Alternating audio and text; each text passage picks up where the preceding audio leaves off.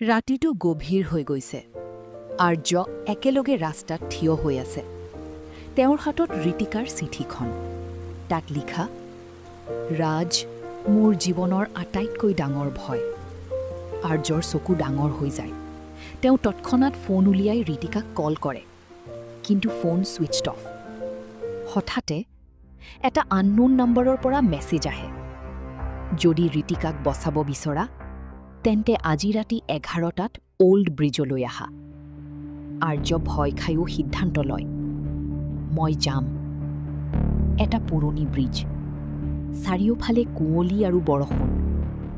আৰ্য ধীৰে ধীৰে আগবাঢ়ে। হঠাতে আন্ধাৰৰ পৰা ৰাজ ওলাই আহে। ৰাজ হাঁহি কৰি, তুমি সঁচাকৈ আহিলা। আৰ্য ৰাগেৰে কয়, ঋতিকা ক'ত আছে?